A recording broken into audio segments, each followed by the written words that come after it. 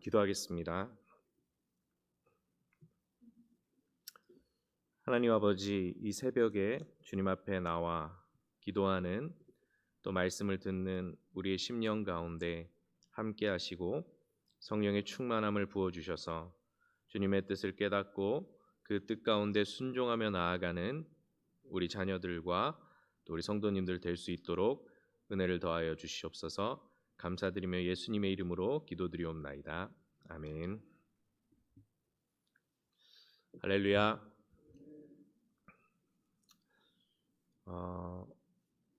학창 생활을 하면서 여러 중요한 요소들이 있겠죠. 공부도 잘해야 되겠지만 또 친구들과의 관계도 잘 쌓는 것이 너무 중요할 것입니다.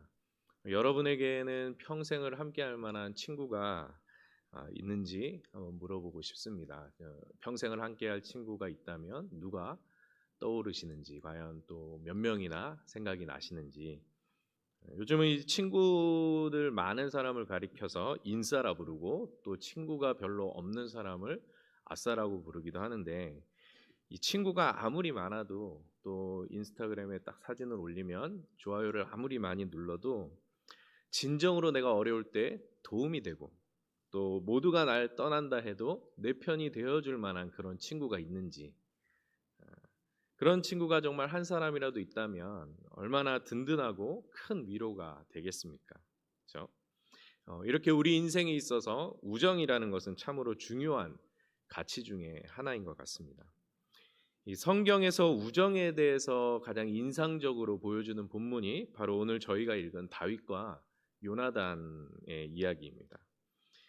두 사람은 처음 보는 순간부터 마음이 하나가 되었고 또 요나단은 자기 생명과 같이 다윗을 사랑했다라고 나옵니다.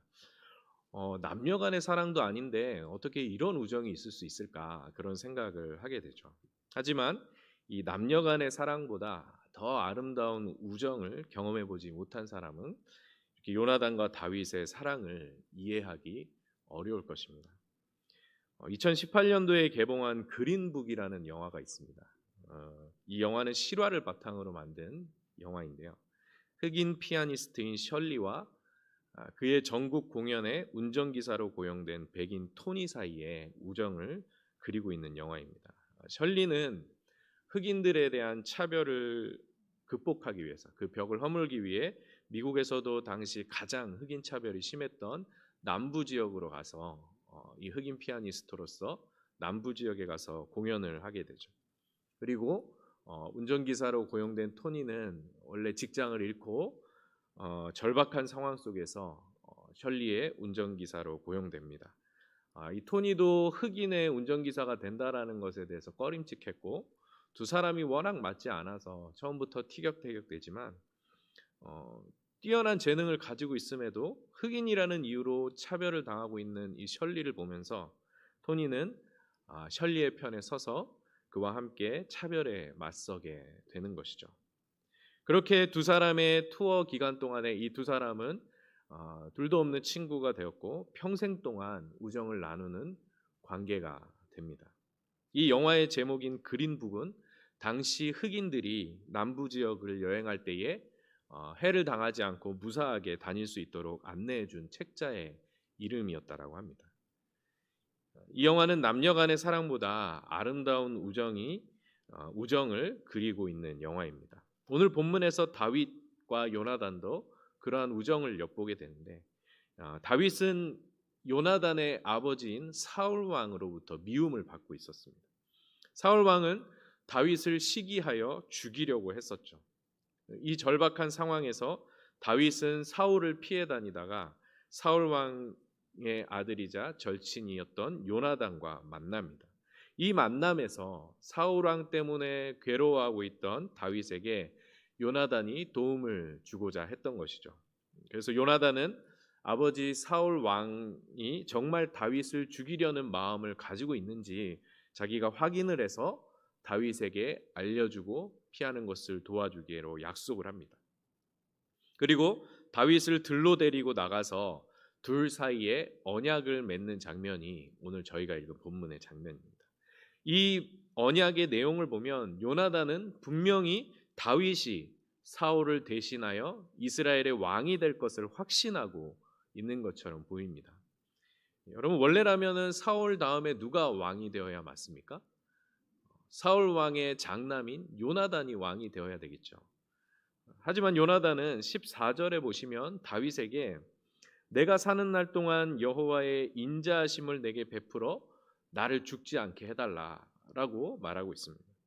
지금 위험에 처해 있는 것은 다윗인데 오히려 다윗에게 자기에게 인자함을 베풀어 달라라고 얘기를 하고 있죠. 15절에서도 이렇게 말하죠. 여호와께서 다윗의 대적을 지면에서 다 끊어버리신 때에도 너의 인자하심을 내 집에서 영원히 끊어버리지 말아달라고 요구하고 있습니다. 이렇게 요나단은 왕좌의 욕심을 내기보다 다윗을 왕으로 세우시고자 하신 하나님의 뜻을 따르면서 자신도 다윗에게 베푸시는 그 하나님의 은혜에 속하기 위해 다윗과 언약을 맺는 것이죠. 여기서 요나단이 다윗에게 요구하고 있던 인자함이라는 단어는 히브리어로 헤세드라고 부릅니다. 이 헤세드는 이스라엘 백성을 향한 하나님의 신실한 사랑과 은혜를 표현하는 단어이고 또한 하나님께 받은 그 사랑을 다른 사람에게 베풀 때에도 이 헤세드라는 단어를 씁니다. 그래서 요나단은 다윗에게 너가 하나님께 받은 헤세드를 나에게도 베풀어 달라라고 언약을 맺고 있는 것이죠.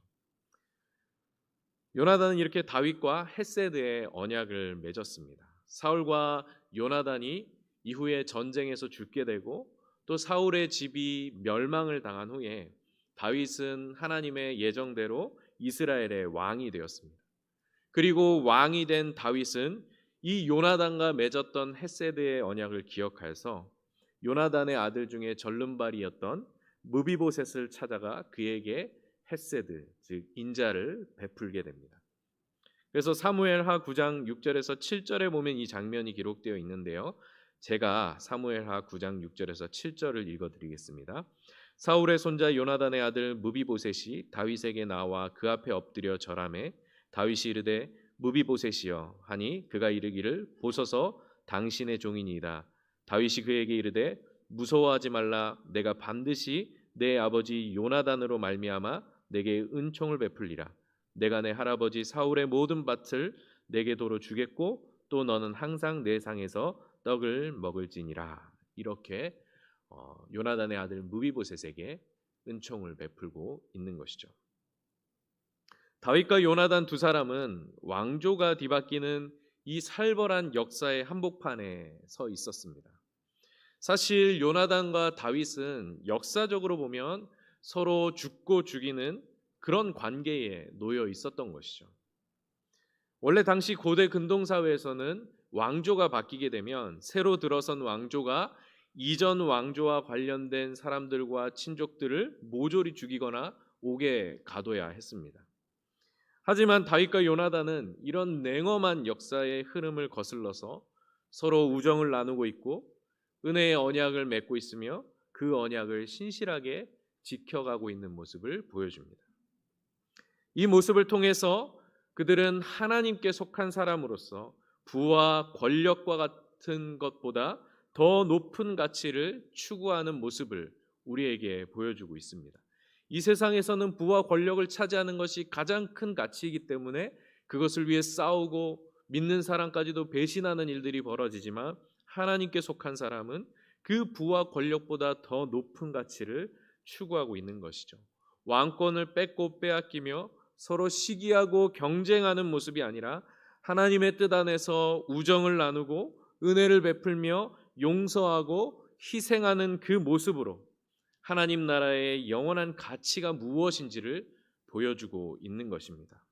오늘 주일학교 학생들과 우리 청년들도 다윗과 요나단이 보여주었던 그 아름답고 영원한 하나님 나라의 가치를 따라서 살아갔으면 합니다. 학교와 직장에서 여러분들은 분주하게 살아가면서 경쟁에서 이기고 남보다 더 성공하고 남보다 더 인정받으며 나 혼자 잘 먹고 잘 살면 되는 그런 인생으로 떠밀려 가게 됩니다. 그것이 우리가 사는 이 세상의 가치이고 원리인 것이죠. 하지만 우리는 이 살벌하고 냉혹한 세상 속에서 하나님의 햇새들을 누리고 또 하나님에게 받은 햇새들을 나누며 살도록 부름을 받았다라는 것입니다. 그것은 바로 다윗과 요나단이 우리에게 보여주고 있는 것처럼 우정을 나누고 은혜를 베풀고 용서하고 희생하며 신실함과 따뜻함을 나누는 삶이라는 것이죠. 요즘 체육계와 연예계의 학폭 논란으로 한창 시끄럽습니다. 학폭은 학교 폭력을 말하는 것인데 몇몇 운동선수들과 연예인들이 학창 시절에 남을 괴롭히고 폭행했던 전력이 드러나서 많은 사람들에게 큰 실망을 안겨주고 있습니다. 그들은 과거에 학창 시절에 그런 악한 일을 행하고도 아무런 반성이나 사과 없이 운동선수가 되고 국가대표가 되고 연예인이 되어서 사람들 앞에 서고 승승장구하는 삶을 살아왔습니다. 여러분, 우리의 자녀들이 이 세상의 가치와 논리에 빠져서 차가운 경쟁과 개인주의와 성공주의에 내몰릴 때에 이런 불상사는 끊임없이 나타나게 될 것입니다. 누가 그럽니다. 요즘은 우리 아이가 왕따를 당할까 봐 무서운 게 아니라 우리 아이가 왕따를 하게 될까 봐 무섭다. 우리 아이가 가해자가 될까 봐 무섭다라고 말을 많이 합니다. 여러분, 새로운 학기를 시작하면서 우리의 자녀들과 우리 자신의 삶 속에 헷세드의 회복이 일어나기를 함께 기도하는 시간 되시길 바랍니다. 이 세상의 차가운 논리와 냉혹한 경쟁이 아니라 우정을 나누고 은혜를 베풀고 희생하고 섬기며 신실하고 따뜻한 사람으로 우리의 자녀들이 성장해 가고 그렇게 생활하기를 함께 기도하시는 시간 되시길 바랍니다. 이 시간 우리 함께 기도하시겠습니다. 하나님 아버지, 오늘 말씀을 통하여서 다윗과 요나단의 모습을 통하여 이 세상이 따르는 가치와 이 세상이 따르는 원리보다 더 높고 아름다운 가치를 우리에게 보여주고 있는 하나님의 말씀을 깨닫게 하여 주심에 감사드립니다. 그 아름답고 영원한 하나님 나라의 가치를 쫓아서 우리의 자녀들과 우리의 삶이 그 가치를 쫓아 살아갈 수 있도록 은혜를 베풀어 주시옵소서. 하나님께서 우리 자녀들과 함께하여 주셔서 학교에서 직장에서 생활할 때에 참으로 이 세상이 개인주의와 차가운 경쟁과 성공주의에 내몰리는 자녀들이 아니라 그 삶 속에 그 마음 가운데 하나님의 헷세드가 가득하여서 우정을 나누고 은혜를 베풀며 용서하고 희생하며 신실함과 따뜻함을 나누며 살아갈 수 있는 우리 자녀들이 될 수 있도록 은혜를 베풀어 주시고 함께하여 주시옵소서. 감사드리며 예수님의 이름으로 기도드리옵나이다. 아멘.